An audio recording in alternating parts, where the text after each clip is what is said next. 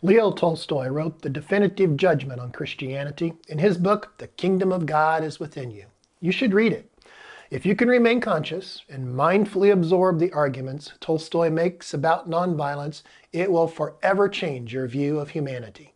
Mahatma Gandhi read it and freed India from the British Empire. Martin Luther King Jr. used it as a mirror to show how hateful and violent white Christian America really is. America was born with the twin infections of greed and slavery, but its founders embraced intellectualism and science. The new infection of anti-intellectualism, a fundamentalist refusal to acknowledge the world as something other than a fairy tale, was the spirit of January 6, 2021.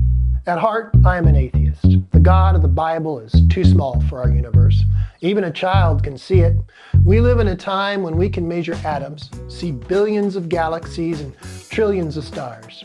But when dogma, power, and profit are threatened by facts, facts become the enemy of God. Science is wrong has been the mantra of conservative politics since before I was born. Smoking does not cause cancer. Secondhand smoke is fine. Leaded gasoline, paint, and toys, they don't poison our children. Fluorocarbons don't harm the ozone layer. Global warming is a hoax. Coronavirus will go away in the summer. As a child, I was miserable whenever I went to a restaurant or public event. The air was filled with noxious cigarette smoke. I contend much of my introversion is from the fact that I associate crowds with burning eyes and a sore throat and stinky clothes. Conservative politicians denied the facts and defended the tobacco industry, the industry responsible for slavery. Smoking was free speech, they argued. Forcing someone to put out their cigarette before they entered a building was a slippery slope to communism. Communists were the favored bad guys in the 1970s and 1980s. Socialists are the favored enemy today. Putin, after all, is a communist. People blowing smoke in a non-smoker's face was common when I was a child. Office buildings had to replace their ceiling tiles every year or two, or risk them looking like an unclean toilet. To compensate, they attached these air filters to the ceiling fan blades, and smokers were asked to use these ashtrays with little vacuums and filters built into them. In the end, both the ceiling fans and the ashtrays just blew the ashes around. If you wiped your finger across an office desk or a restaurant table in the late 1970s, you got a yellow fingertip. The obvious didn't deter the right wing from staunchly defending the right of smokers to blow their smoke on anyone and everyone nearby. The first smoking ban was instituted in 1575 by a Mexican ecclesiastical council that forbid the use of tobacco in any church in Mexico and the Spanish colonies. In 1624, Pope Urban VII promised to excommunicate anyone who used tobacco in or near a church. American profit earned on the backs of tobacco slaves changed things. It wasn't until the 1990s that millions of Americans declared they'd had enough. Today, Americans can eat and work in clean air. For anyone that lived through those times, people refusing to wear a mask, especially for someone else's well-being, wasn't really a surprise. They used to blow smoke in our faces, fill retail spaces with noxious clouds, and couldn't understand why the rest of us were so upset at them. When America phased out leaded gasoline, the smokers in my small community removed the catalytic converters from their brand new cars so they could still use leaded gasoline. At the time, it was cheaper by a few pennies a gallon. Lead exposure as a child from the air or through exhaust fumes or from contact through things like lead toys and paint is responsible for cognitive decline. When you see a boomer unable to make a reasonable argument for why he hates a liberal, it might be all that lead he took in as a child, causing his inability to be rational. When we banned the use of fluorocarbons in items as common as hairspray, the ozone layer started to recover. Australians are still leaders in skin cancer. And speaking of Australia, the small nation was nearly extinguished in 2019. The iconic koala will probably live on only in zoos because most of its habitat was destroyed in some of the largest blazes ever recorded on Earth. The wild cockatoo and kangaroo are also at risk. In California, last year, one wildfire destroyed 11,000 homes. China can't breathe from the smog its coal-fired race to the middle class has produced. Coronavirus killed more people over the summer of 2020 than it did in the spring, and even more in the fall, and now even more in the winter of 2021. Not all Christians are science deniers. Pope Francis embraces science. In fact, the first bull of his papacy, that's what Catholics call an edict, was to recognize climate change and how it amplifies economic inequality. The American right-wing talking heads on Fox News nearly exploded and declared him a socialist. In the spring of 2020, while most of Italy was still open for tourism, Pope Francis ordered churches closed and stopped funerals entirely. For me, one of the most powerful moments of the year was the sight of Pope Francis praying for our planet in a vacant Vatican Square. If you want an example of the Christian doctrine Tolstoy wrote about in The Kingdom of God is Within You, look to Pope Francis. Most of my life, I have hoped that the hysterical voice of evangelical fundamentalism was just background noise, but it keeps coming back in stronger and crazier incarnations. I have always hoped the most religious and conservative Americans want to reach out and make friends with those of differing opinions, and help the less fortunate.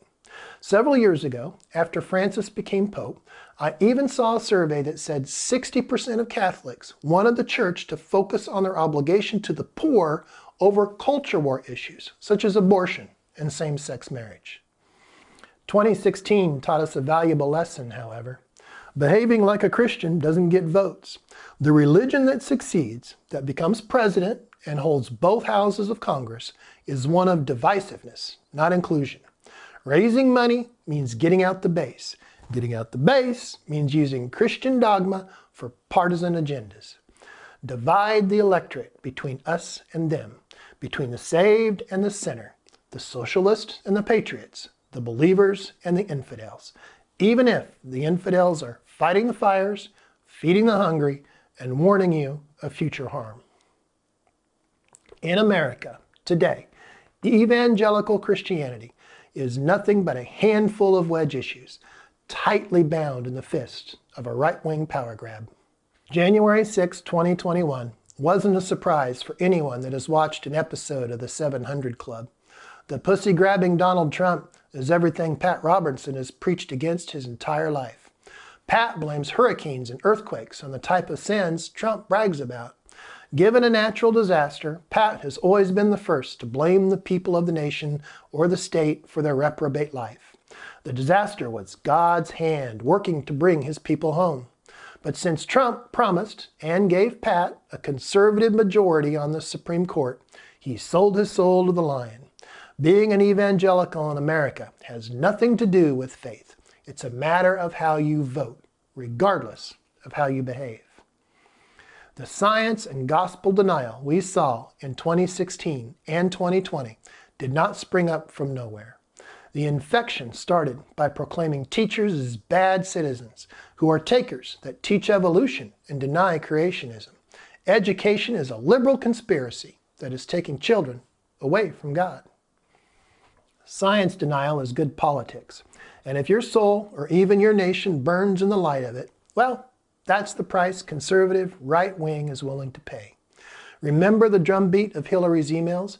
She suffered 2 or 3 congressional investigations. She even sat for like 14 hours answering every question in a Senate inquiry. No wrongdoing was ever found. But rather than accept the result, the conservatives in both houses of Congress demanded another investigation. Does that sound familiar? Well, it should, because Bill Clinton was put under the same microscope for a real estate deal he completed before becoming president. The type of deal Donald Trump would brag about. When no wrongdoing was found, they kept investigating by questioning his answers. They finally caught him in a lie about a blowjob, and eager to pay the Democrats back for Nixon's impeachment and resignation, they impeached Clinton for that lie. For the entire 8 years of Barack Obama's presidency, Trump claimed that Obama was not American and therefore an illegitimate president. The media amplified his hateful rhetoric by repeating his tweets every hour of the day. And good luck during that time period to find a Republican politician to dismiss the lies. Rather, they said things like, well, if it's true, it should be investigated. Sound familiar? Trump begged Putin for Clinton's emails for some evidence of a crime. 4 years later, he tried to strong-arm the Ukrainian government into manufacturing an investigation of Joe Biden. January 6, 2021 changes things. Coronavirus tore the mask off conservative and science deniers alike. No matter how they spin the issue, they couldn't escape its hard truth.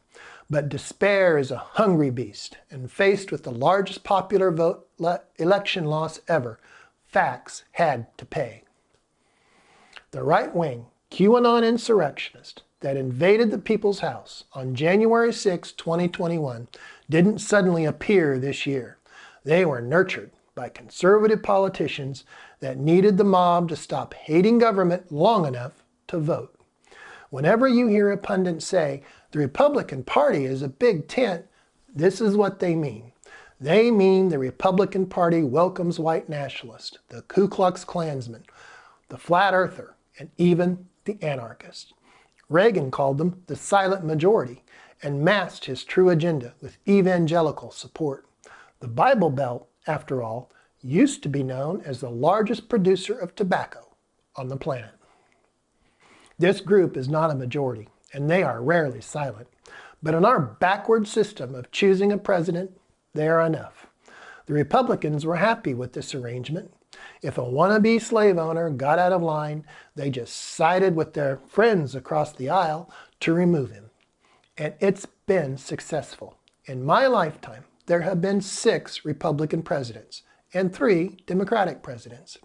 Of the 6 Republican presidents, 2 have been impeached by Congress and 2 lost the popular vote only to win the Electoral College.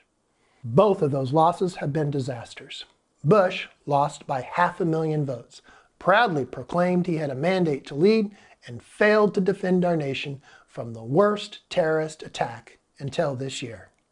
Conservative pundits said no one could have predicted the 9/11 attacks, but a congressional inquiry found that the Bush administration had been warned months earlier with a memo entitled, "Bin Laden Determined to Attack in the United States." Bush rode a tide of white nationalism to win in 2004, then lied about weapons of mass destruction in Iraq. Thousands of innocent Americans and Iraqis have paid with their lives, but not George Bush or the neocon tribe that empowered him. Emboldened and threatened by Barack Obama's wins in the Democratic primaries, neocons like Bill Kristol and Steve Schmidt, yes, that Steve Schmidt, sought a bigger dog whistle for the evangelical, gun-worshipping white nationalists and gave John McCain Sarah Palin. The seed for January 6, 2021 was planted on August 29, 2008. Through the entire Obama presidency, these same neocons did nothing to silence the drumbeat of misinformation coming from Trump or their base. Donald Trump has never won a popular vote count when he had an opponent. His victories in the Republican primaries were with a sliver of the total vote count. He lost the 2016 election by almost 3 million votes, and the 2020 election by more than 7 million votes. And yet, here we are, 156 years after the Yankees won the Civil War, with a Confederate flag paraded through the halls of Congress. January 6, 2021 was no accident. The conservative, right-wing dog whistle summoned a dog that bit the Republican Party in the ass. That dog is not Trump, it's the base. And now, more than ever, they are hoping their friends on the other side of the aisle will bail them out. Well, don't let them. Tell Congress there must be a vote on impeachment. The Republican Insurrectionist Party had a chance to stop January 6, 2021 on February 5 of 2020 when they voted to acquit Donald J. Trump of trying to rig the election. They blew smoke in America's face rather than stand bravely behind their oaths and defend the Constitution. Whether Donald Trump resigns, is forced out of office by the 25th Amendment, or leaves quietly on January 20, make the House and Senate vote again. Tell Congress to impeach Trump and force another trial in the Senate. Don't let Mitch McConnell and his trained puppies piss on the Constitution again. Make them